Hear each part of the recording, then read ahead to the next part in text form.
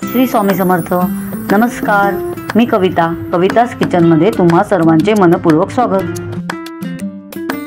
आपल्या रेसिपीचे नाव आहे कटाची आमटी. त्यासाठी मी इथे डाळीचा कट काढून घेतलेला आहे. चण्याच्या डाळीचा कट म्हणजे पुरणपोळी करताना जे पाणी निघतं डाळ शिजल्यानंतर आपण पाणी काढून घेतो ना, तोच हा कट. कटाच्या आमटीसाठी लागणारे आपण साहित्यासाठी लागणारे साहित्य इथे मी 1.5 पळी तेल घेतलेलं आहे.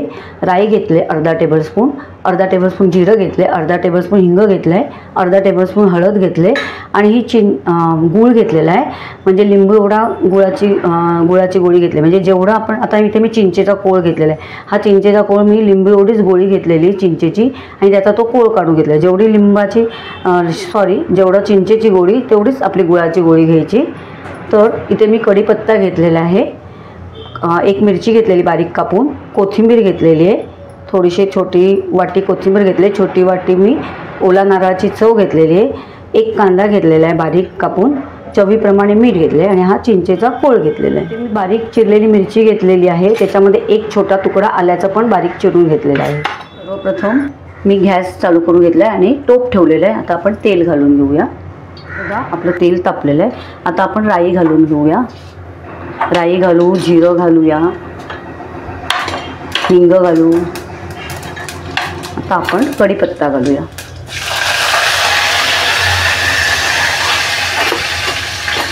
आणि मिरची आणि आलं हे तुकडे टाकून घेऊया. तर आपण मिरची आलं हे तुकडे टाकले. आता आपण कांदा घालून घेऊया.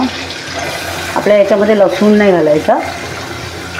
आता मागे मी दाखवलेली माझ्या पहिल्या एका व्हिडिओमध्ये कटाची आमटी, त्याच्यामध्ये कांदा लसूण मिरची हे नाही आहे अशी मी आमटी दाखवलेली आहे. म्हणजे ज्यांना कांदा लसूण मिरची घालायची नसते त्यांच्यासाठी आहे ती पण खूप छान होते आणि ही पण खूप छान होते आमटी. आता याच्यात मी लसूण नाही घालत, हिंग राई जिरी आणि कांदा पण खूप छान लागते. ही आमच्या पद्धतीची आम्ही अशीच आमटी करतो. ही कटाची आम्हाला खूप आवडते सर्वांना. कांदा थोडा सवतळला ना का आपण हळद घालून देऊ.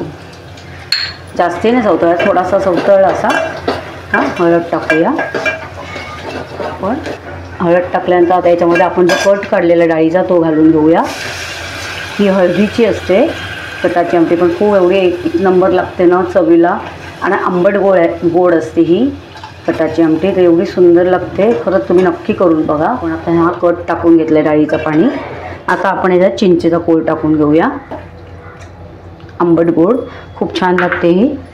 हा गोळ घालून घेऊया.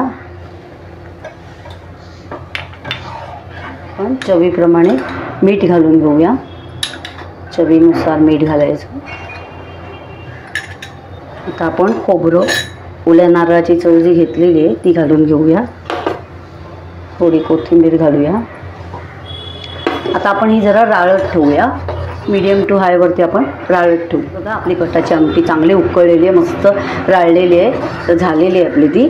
आता आपण गॅस घालूया. जर घालू. हां 1 नंबर.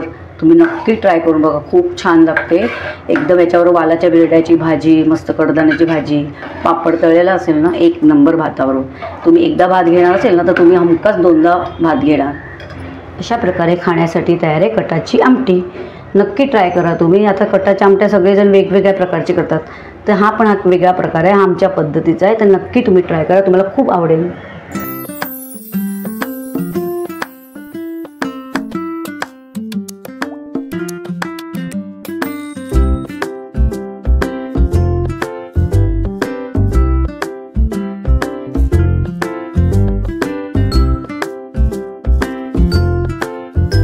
तुम्हाला जर माझ्या रेसिपीज आवडत असतील तर अशाच गोड तिखट नवनवीन रेसिपीज पाहण्यासाठी तुम्ही माझ्या चॅनलला सबस्क्राईब करा आणि बेल आयकॉनला प्रेस करा. याने मी अपलोड केलेल्या रेसिपीज सर्वात आधी तुम्हाला पाहायला मिळतील.